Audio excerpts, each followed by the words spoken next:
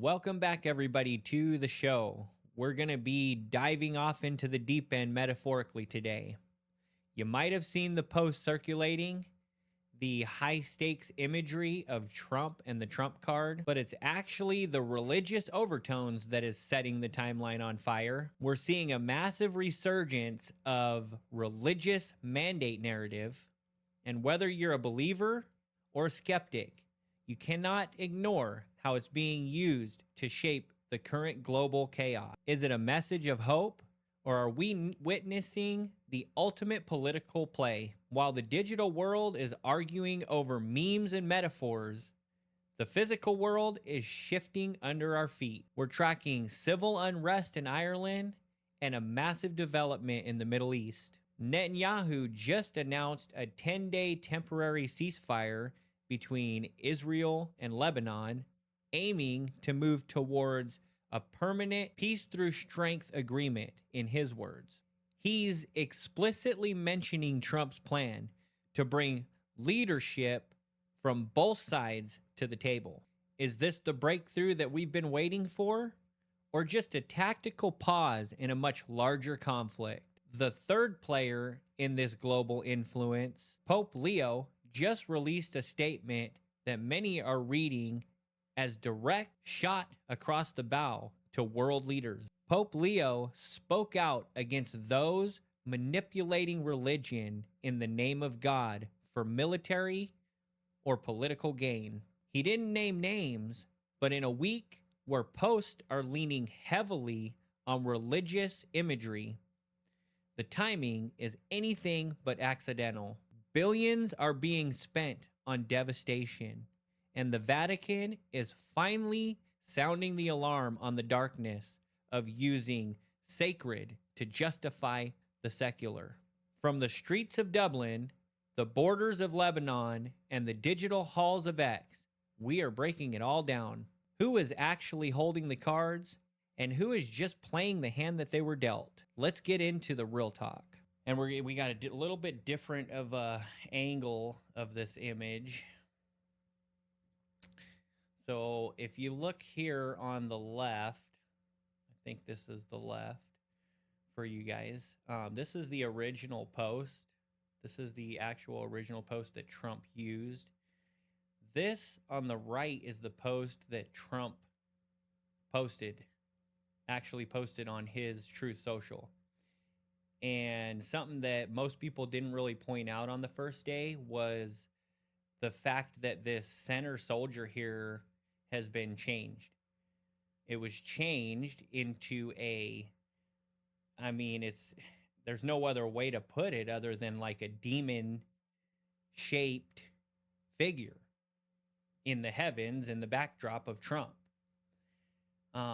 I thought this was very interesting. This actually was something that Tucker Carlson brought up on his recent episode, where he's going into details that he's just pointing out the obvious, really, that Trump is not Christian.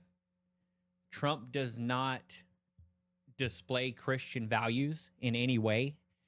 And at this point, with everything that Trump's doing, Trump is actually mocking the Christian religion.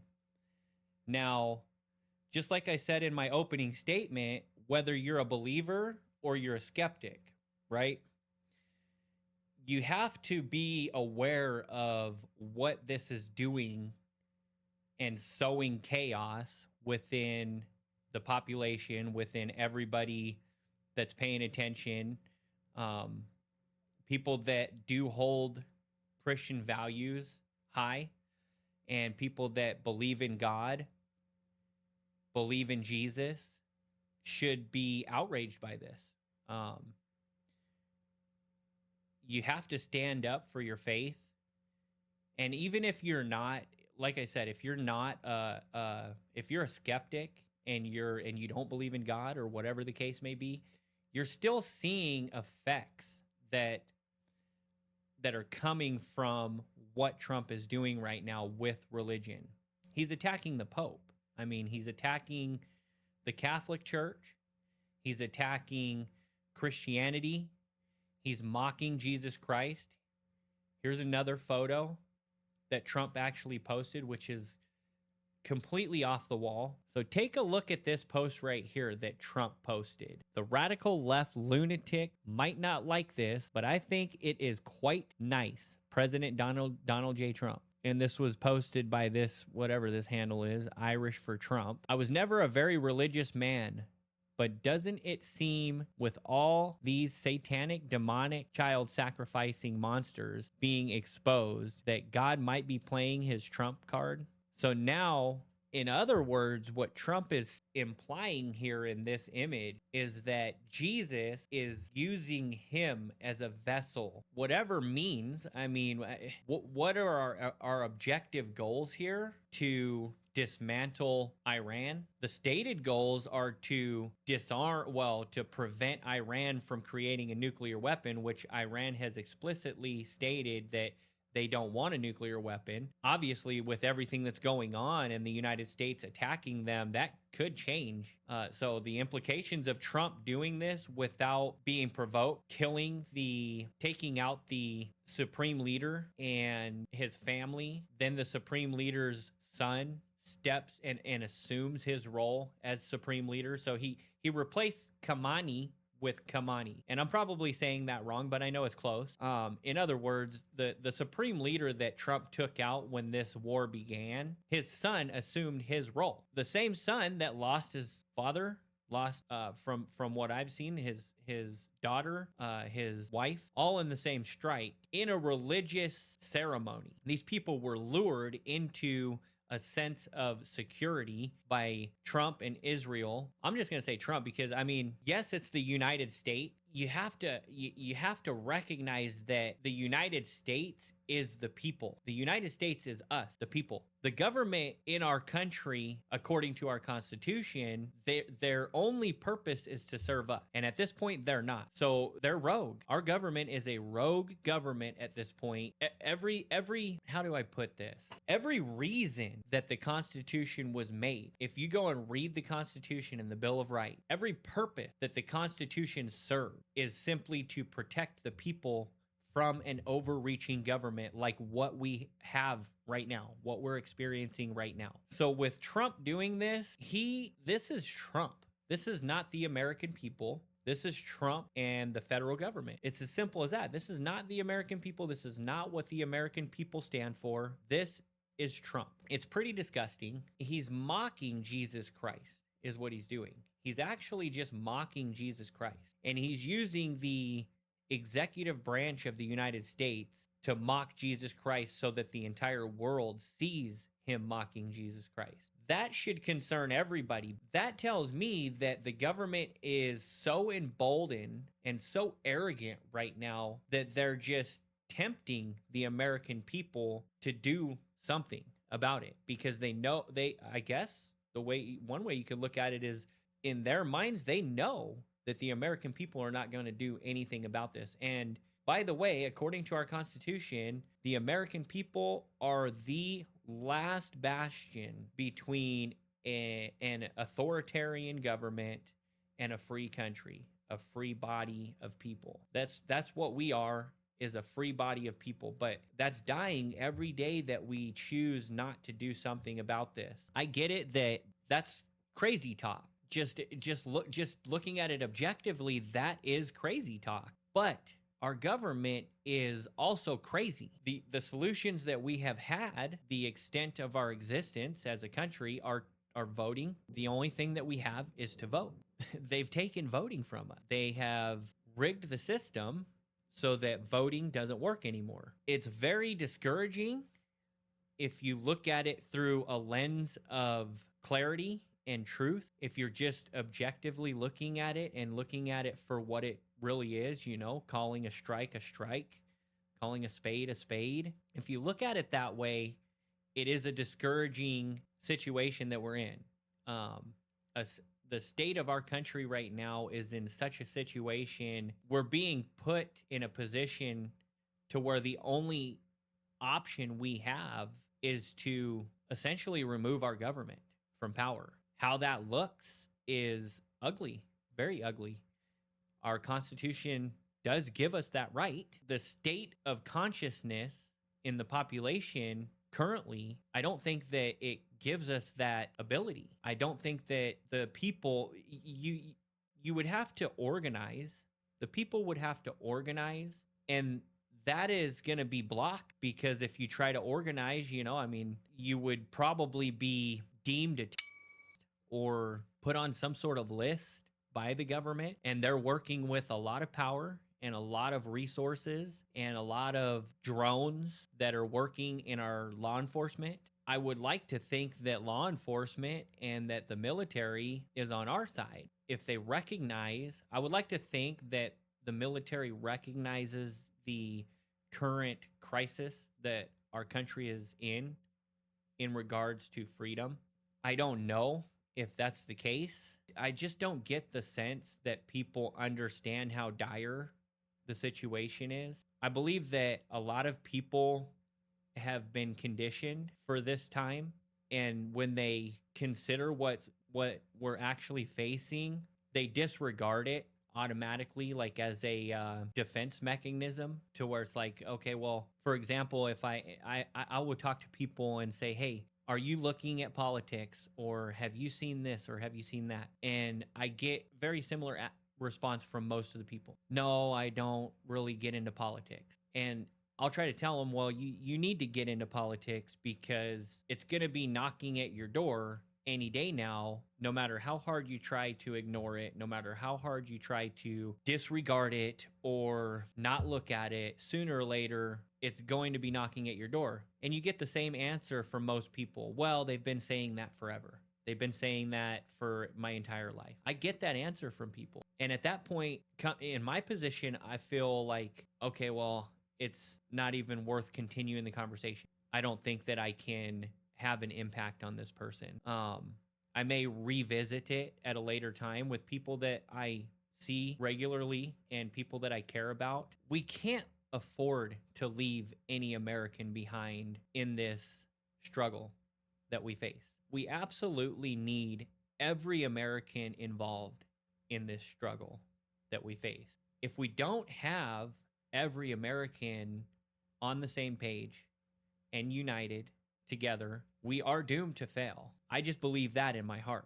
I urge everybody to look in the mirror and to ask themselves, am I doing what I can? I have to believe that most people want to. Most people care about this country. It's like I was thinking about this earlier, and I'm very critical of the United States, but if I hear somebody talking about the United States in a negative way, it upsets me.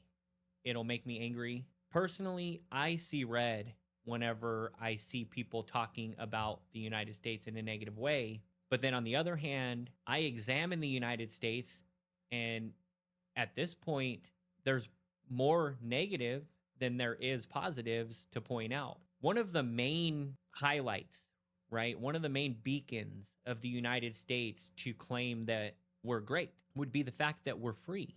And I truly believe we are free. You're only free if you demand freedom. You're only free if you take the freedom and you don't accept anything else. You're only free if you just don't accept not having freedom. I know that's kind of a word salad. I'm just trying to point out that I love my country. I am very critical of things that I'm seeing, but it's directed towards the leadership of our country. Actually, I take that back. It's not just the leadership in our country. It's also the people. The people of our country have gotten so comfortable and complacent, and they have forgotten that freedom is not free. I know everybody's heard that statement.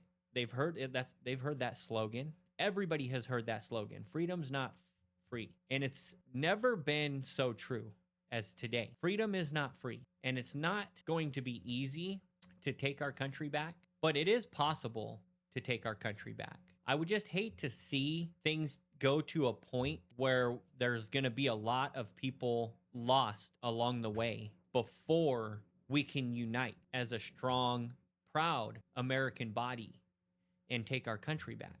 At some point, because America has been proven, and this is another point that Trump made back before he flipped on everything. America has been proven the strongest. So America has never failed to live up to the challenge. This is something Trump used to say all the time. America has never failed to live up to the challenge. And it's true. We escaped exactly what we're dealing with right now once before.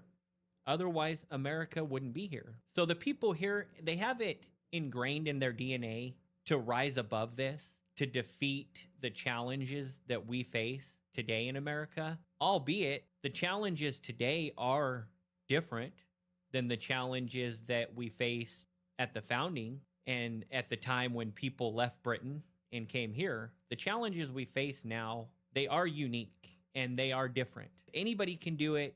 It's going to be us. It's going to be America. When people finally get to that point, we will take our country back. I have optimism. However, I don't even know if it's going to be in my lifetime, because the rate that they have to do this, they've been implementing the issues that we're seeing right now that we're all upset about. They've been implementing structures to get to this point for a very long time. Some say that it predates World War I. I think it does predate World War I. I think that after World War I, things ramped up, and the speed of the implementation increased, but it took them till now to get us where we're at. It's sad to think that people see what's going on and that they can just disregard it and go about their day like there's just nothing they can do about it. I know one person is not going to be able to do it, but every person matters. That's what I'm trying to get at. Every single person matters. Anyway, this post was distressing, especially after Trump received all the backlash that he did on the first post, and then he goes ahead and then he comes out and posts this. It's just like every other thing that we're dealing with. It's just another slap in the face. He doesn't care. He doesn't care. The lobbies and the entity, the people that are pulling the strings right now from behind the scenes, we all know that they're there. We all would love to know who they are also.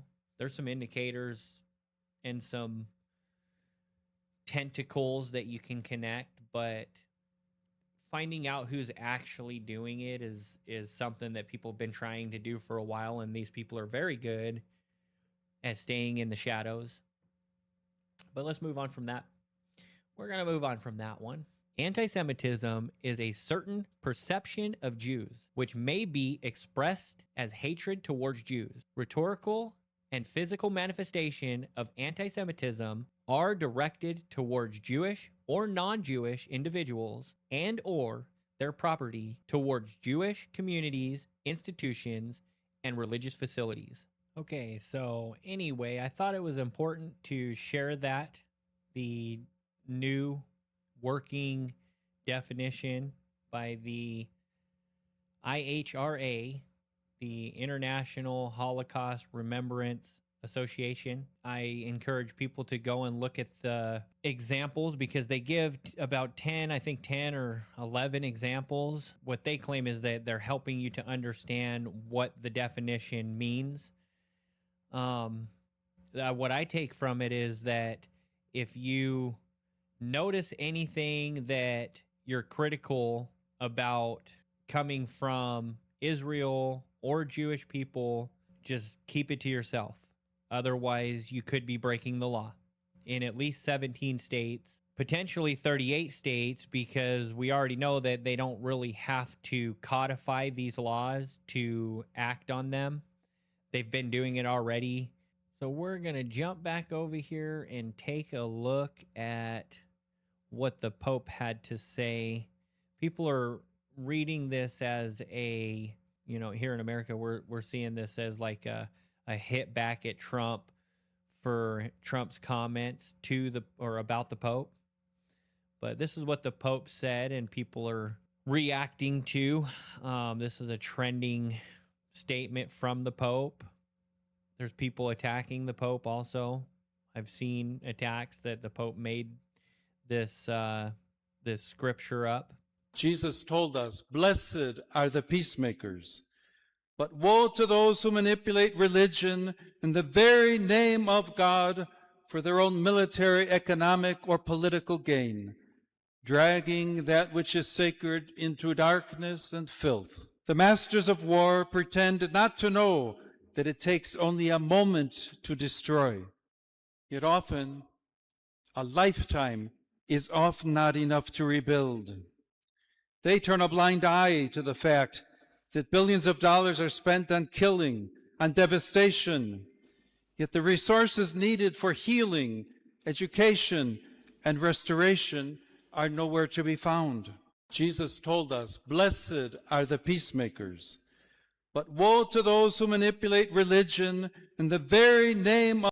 So as you can see there, the Pope, he's calling out the hypocrisy and the darkness that is being spread by leaders. He's absolutely right.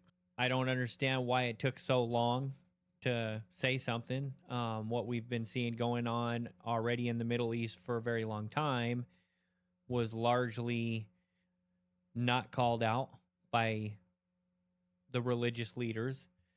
But now that he is calling out, I think we're seeing why he didn't call out these things earlier. It's because as soon as he does call it out, you have figures like Trump come out and attack him, calling him weak. I mean, I saw today a news interview that Lindsey Graham was on. Here's Lindsey Graham on the Pope and on the Catholic Church. Religious Nazis in the Catholic Church. God bless the Catholic Church. In the 30s, you didn't really get Hitler.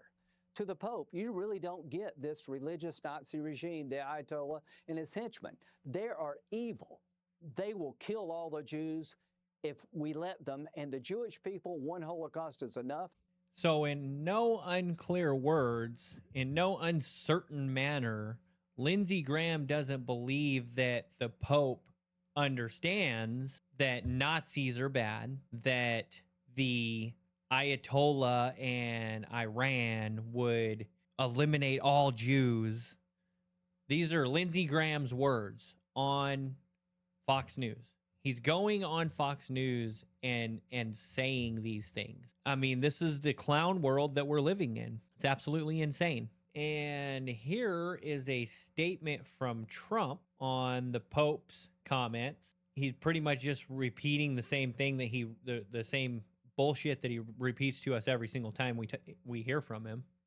But go ahead and take a listen to his words. Criticize people who, quote, manipulate religion for political or military gain.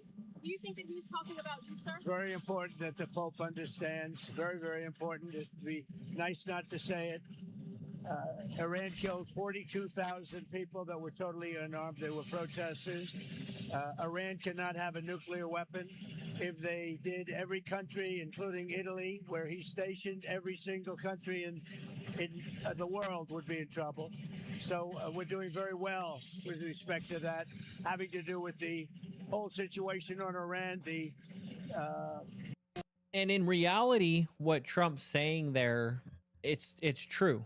If we could trust these people, they've been, like I said, they've been saying that Iran was going to have a nuclear weapon since before the Iraq war, which, by the way, they led us into war with Iraq on the same pretense. Iraq's going to have a nuclear weapon. Saddam Hussein's going to have a nuclear weapon.